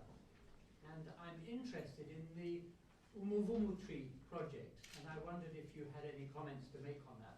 This is a system of restorative justice where victims or their relatives are enabled to come into contact with perpetrators. Thank you. Yeah. One of the sort of innovations in Rwanda, I guess, in the last 6 or 7 years, it has been to roll out a litany of these sort of revived traditional processes. You know, Gacaca's one, there are kind of 6 or 7 others. This process of, you know, almost re-engaging perpetrators in development from which survivors are expected to benefit, I think has perhaps not worked as well as the government would have hoped. In a similar way, you could talk about the community service process that was part of the Gacaca punitive scheme. What's tended to happen in many of those cases is perpetrators who've been convicted by Gacaca end up doing their community service in very general work camps that are geared towards working on sort of national projects. So they build roads, they build communal gardens, but often a long way away from the places where they actually committed their crimes. So one of the common criticisms that you hear of Umuvutri, that you hear of the Gacaca sort of community service scheme, is that survivors aren't benefiting tangibly. There's a small minority that have, and some survivors have had houses rebuilt for them, etc., but the bulk of these work programs haven't actually delivered those very tangible benefits. And many survivors will also say, you know, we had to compromise in terms of justice because we had to tolerate very lenient sentences. You know, again, because the prisons were such a concern, Gacaca was geared towards not putting most perpetrators back in jail. You know, a large number have, but the vast majority haven't. Survivors were asked to suck that up, basically. But one of the kind of, you know, benefits was supposed to be development, community service geared towards their needs, and that hasn't happened in the vast majority of cases. So there's also some survivor resentment about that. That's my sense. Thank you. I'm Maya Landau from the London School of Economics. I'm very curious to see if you've done any research on how the Gacaca Courts might have influenced people's ways of relating to speaking about the truth or speaking about their experiences. I'm asking that especially because I've just returned from about 18 months of research in the Northern Province, where, as you can imagine, the whole situation of speaking about the experiences is very different from that of most survivors or perpetrators at the Gacaca Courts. because I'm finding, or in my research, I found a lot of almost a cultural conflict in people themselves and between sort of Tutsi and Hutu about the ability and sort of, yeah, the ability to speak about RPF crimes, the genocide, or just about the experiences in general. So I'm wondering if the Gacaca Courts in themselves have changed anything in people's relationship to sort of speaking. Thank you. I think, like most elements of Gacaca, geographical variations are really important. You know, just in the same way that the genocide was very different in different parts of the country, I think Gacaca's also predictably been very different in that sense. And the north and the south of the country throw up some particular challenges. The north, because it's clearly where the RPF invasion began before the genocide. So you have large numbers of crimes that were committed before 1994 that in some cases have or have not been dealt by Gacaca. So there's a lot of tension around that. In the south of the country, of course, places around Butari famously resisted the genocide. It was the last place where the violence arrived. But when the genocide did arrive, it arrived with a force that we didn't see in other places. And so the most difficult Gacaca hearings have been in the south, where relations in the community are very fraught. And that's affected, I think, the way that the hearings have been conducted, and it's affected the way that the truth has actually been told. My sense generally, beyond the kind of geographical variations, is that I think that there is now a tendency, particularly amongst many genocide survivors, to feel that they can talk about the past in a way that they didn't before. And this is something I hear pretty consistently over those 10 years, that many survivors will say, look, it was just too difficult for us to ever actually stand up and talk about the genocide.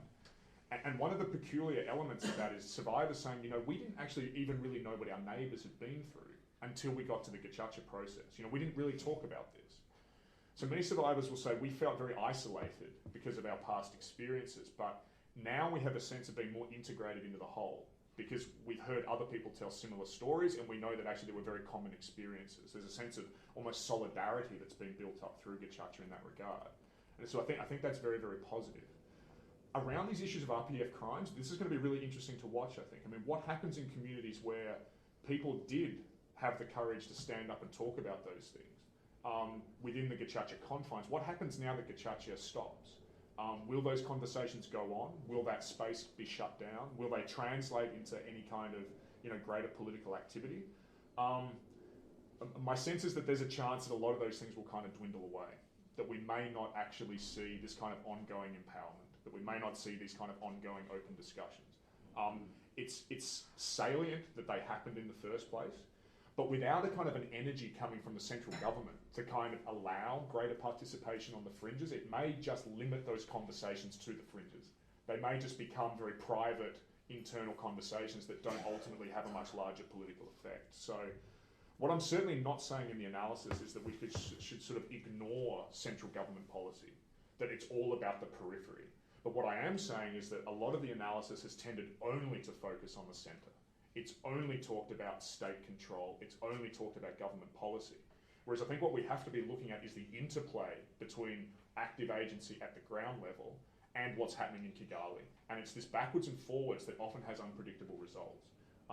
So from a political science point of view, you know, core and periphery both have to be kind of taken into account. And I don't think that that's happening in a lot of the literature on Rwanda at the moment. It's a very convoluted answer to your very simple question, I think, so sorry. Thank you very much. If we just take the last two, and then if anyone else, three, and then if anyone else wants to, to ask either of the speakers after that, then do feel free. There is tea and coffee outside. So, yes, please.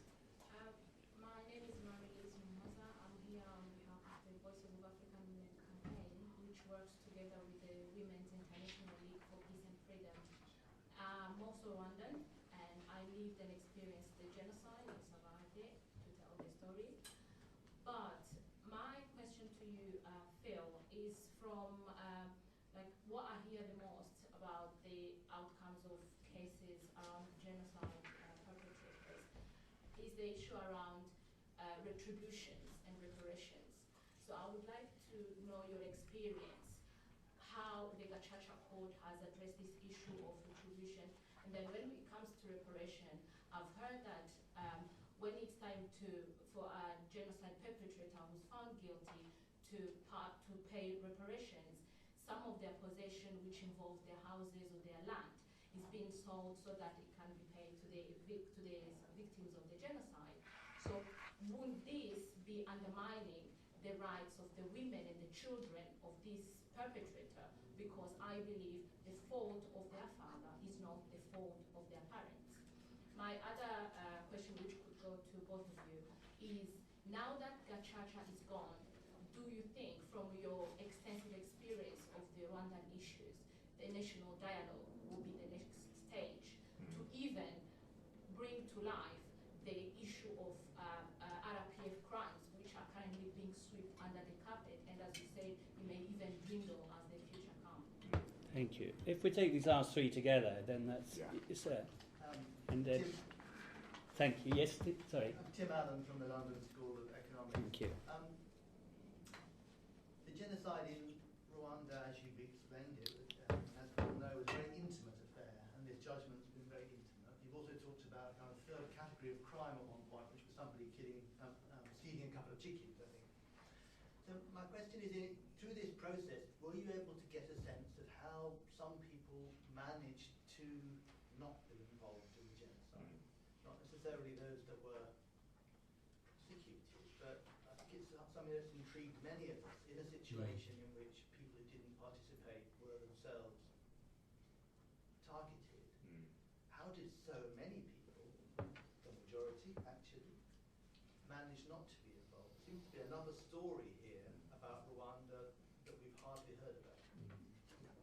Thank you very much indeed. Yes, sir. Thank you. Bill Shavis, Professor of International Law at Middlesex University. Edward, you invited lawyers from the tribunals to intervene. Yes. I can't claim to do what I saw John Jones leaving a little earlier, which he can definitely claim to be. But I've written 3 or 4 books about the tribunals, so I think I can maybe try and fill that gap. Thank you. And I wanted to, just an observation really about there's a tendency to compare the International Criminal Tribunal from Rwanda with Gacaca, and to juxtapose different forms of accountability in order to demonstrate that one is superior to the other, financially or otherwise. And I don't know if that's the most helpful approach, actually. I think when we look at the International Criminal Tribunal from Rwanda, that there are important contributions, and maybe even important contributions to the Gacaca process that are even difficult, they're a bit intangible. Phil, I'd be careful about assessing the legacy of the Rwanda Tribunal by what the people who work there think it. You know, they probably, when they go to write their memoirs, the main thing they'll say it did was gave them nice salaries for some years to jumpstart their legal careers. And maybe that's what it did, you know. But it certainly made, it prepared an accepted international narrative of the conflict that had been tested in the courtroom that made it possible to go on with the Gacaca trials, which in some ways they had their superior elements, but there's no doubt that there are shortcomings and drawbacks to that approach as well. And I don't know that you could have done it without having the International Tribunal and what it delivered. Edward, you also invited people to talk about the Taylor trial, but no one was taking you up on that yet. If I could just make an observation about the Taylor trial. What strikes me about the decision, we only have an abridged summary of the decision, but it actually surprises by the narrative that it develops. It doesn't confirm the narrative that the prosecutor had promoted about this being the work of an evil empire located in Libya and in Liberia that was trying to destroy Sierra Leone and capture all the diamonds. It showed sort of a different version, and one actually much closer to the one that Truth and Reconciliation Commission developed. I say that with some knowledge because I was one of the members of the Truth and Reconciliation Commission, and we had that same tendency when we were working there with the court alongside it of people saying the Truth Commission was better than the court. Some of the South Africans, including the South Africans who worked for the Truth Commission, saw that as an opportunity to vindicate their experience with the Truth Commission and to diminish the validity of what the Special Court was doing. And then there were people on the other side of the fence who said, well, the Truth Commission is just window dressing now that we have a court and we can do it in a serious and meaningful way, deliver justice. So I'm much more partisan to both of them. We know that the Rwandans have had a difficult relationship with the International Criminal Tribunal for Rwanda, and it still continues, and there are issues of tension like the archives. Let me just tell one anecdote about this. I was in Rwanda in September of 1998. I was teaching at the university in Butare, the first year law students in criminal law. And I was there the day that the Akayezu judgment, the first big judgment of the ICTR, was delivered. We stopped the class and we listened to Judge Kama read the decision, and then we talked about it. And I can remember my students, and I remember Butare that day, the impact that that decision had. Of a tribunal that had been criticized and Rwanda had actually voted against in the Security Council, but by validating the narrative of the genocide, it was huge and it was enormous. And so I would be very careful about detracting from that significance. One final point. I know we're at the end of the afternoon, but if I could, Chair. The Rwanda Tribunal, this issue that people have returned to again and again this afternoon about the failure to deal with the, quote, RPF crimes, unquote. And of course, to the extent the Gacaca process did that, it's identical to the International Criminal Tribunal for Rwanda. I think there are probably good reasons for prosecuting the RPF crimes somewhere, but I've never thought that the argument that this is necessary or is going to enhance reconciliation was a very strong one. It's a mantra that people come up with. Human Rights Watch comes up with it. They say about the Rwanda Tribunal, forget about the Gacaca. They say the Rwanda Tribunal is a failure. That's the message from Human Rights Watch. It will never deliver any useful result in terms of reconciliation unless they prosecute both sides. And surely that's going too far, first of all, to say they'll never deliver any positive contribution towards reconciliation. But I think it's unproven. It's based on the intuitions of lawyers and activists living in New York City about how you create reconciliation. At the end of the Second World War, we never prosecuted the people who bombed Dresden or Hiroshima or those who murdered the Polish officers at Katyn. They all walked free. Did we have reconciliation with the Germans? Sure. Was it necessary to do it?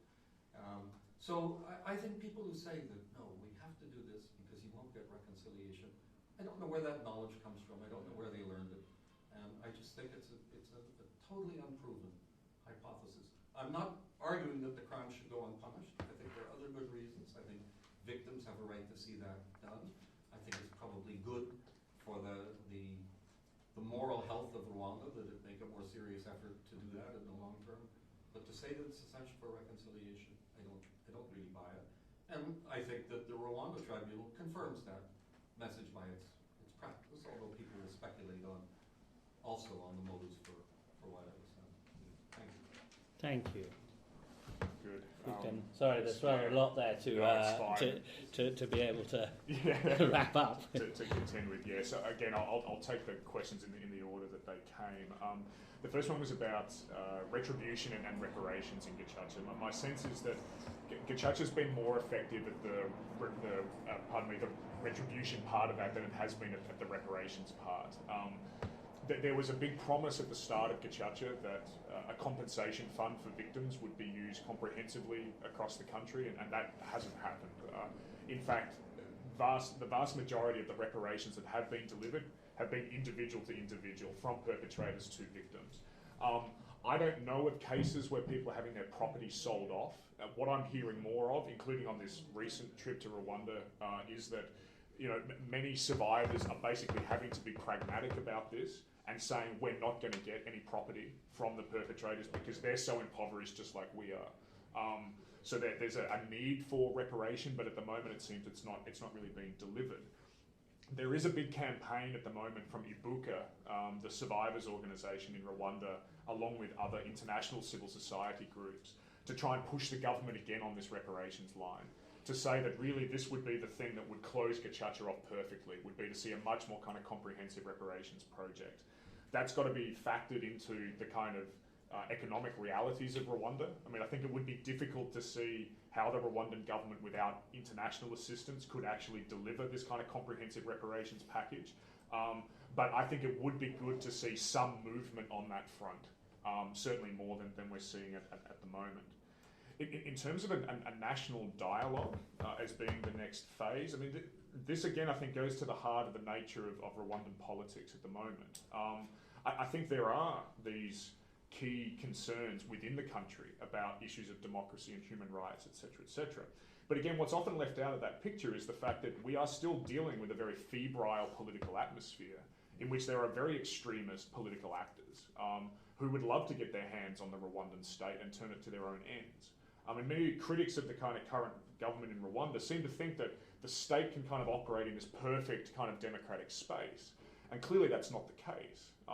And we've seen, even in the last couple of weeks, some very incendiary comments being made by Rwandan leaders in exile, again, predicting things like mass violence in the country and claiming that this is the only way that there could be a change of power is through the barrel of the gun. Now, when that's being said by very senior political opponents in the diaspora, it gives us a sense of the kind of atmosphere that we're dealing with here. So, national dialogue, I think, would require certain actions on the part of the government in Kigali, but it would also require certain actions on behalf of a whole range of other political actors, including those in the diaspora at the moment. So it takes many people to tango, I think.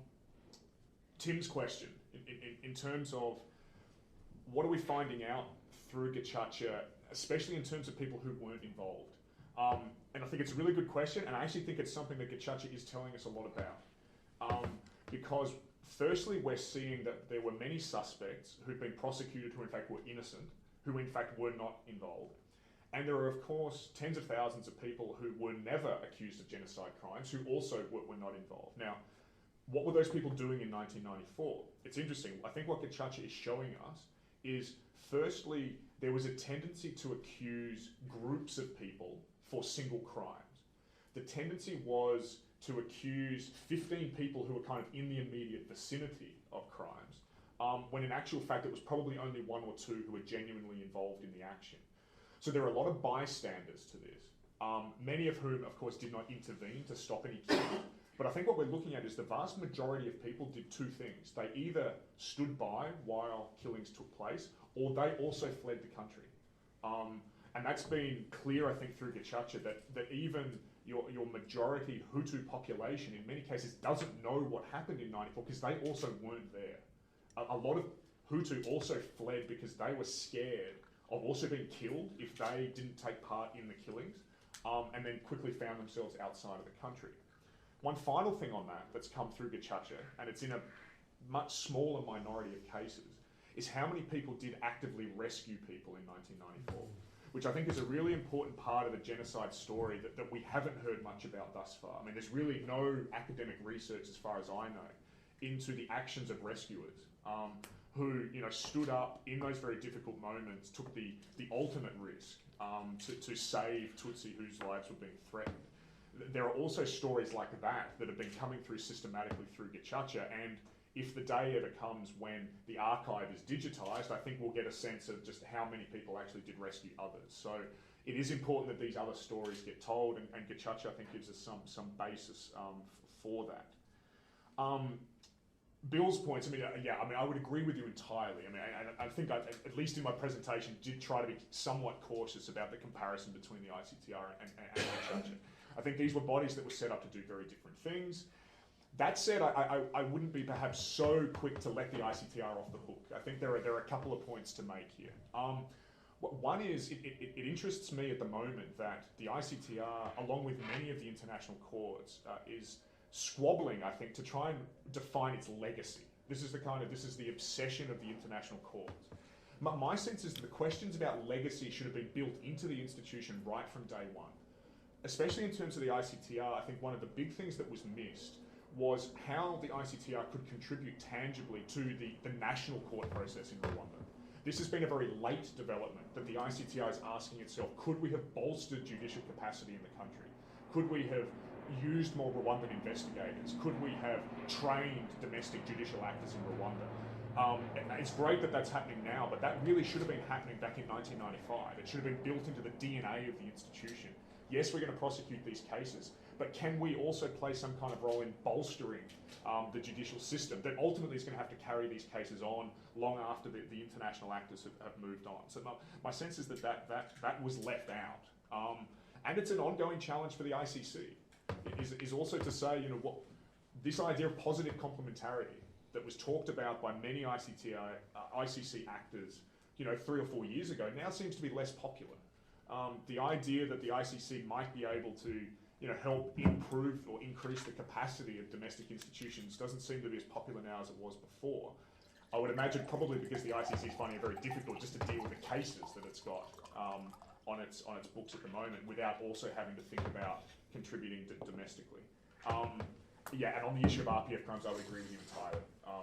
I think they're important, they need to be talked about, but I don't see them as central to reconciliation as has often been made out. So I would concur with you entirely. Edward would like to make a point about national dialogue. Well, you also asked what I thought about that. I mean, I agree very much with what Phil said, except that if you really want national reconciliation, it's usually for those in a position of power actually to make the first move. And in the present environment, in the present climate, it's rather difficult to feel that there's the makings of a deal under which some of the really outspoken opponents of the regime might feel that actually they could go back, and that the regime would be prepared to put up with them. So I think it's going to be a slow process. But as usually happens, it's the responsibility of governments, if they really attach importance to an objective, to get the ball rolling by whatever means they can. Maybe secret dialogues and so on and so forth. But there will be ways, if there is a will. Well, thank you for some really excellent contributions and questions from the floor. I mean, I hope that everyone will leave at least having had the grey matter stirred. I certainly will. And I think there really have been excellent contributions. Thank you. Phil, I'd like to thank you for a marvellous presentation and really succinct and balanced answers to everything that's been thrown at you. I don't think you've had it that light, that easy. And Edward, thank you for your very thoughtful and informed and insightful response. We're very grateful to you both for coming. We're just, final word, we're just working on a blog about Gacaca and the timing and the closure and all that sort of thing. And one thing, I'm sure all of you will know this, but that has we're drawing attention to is the fact that the median age now in Rwanda is 18.7 years, which means that just about half of the population, were not alive at the time. Now, I'm not making any point about this. I just think it's a really important, in the same context as the point raised about who was not involved, this is a really important demographic point to consider when we're all, considering the future and how the future will pan out. So, with that rather airy thought, I'll draw the meeting to a close, and everybody's very welcome to grab coffee and tea, and I'm sure there are some brownies left out there somewhere. And thank you all for coming. Thank you.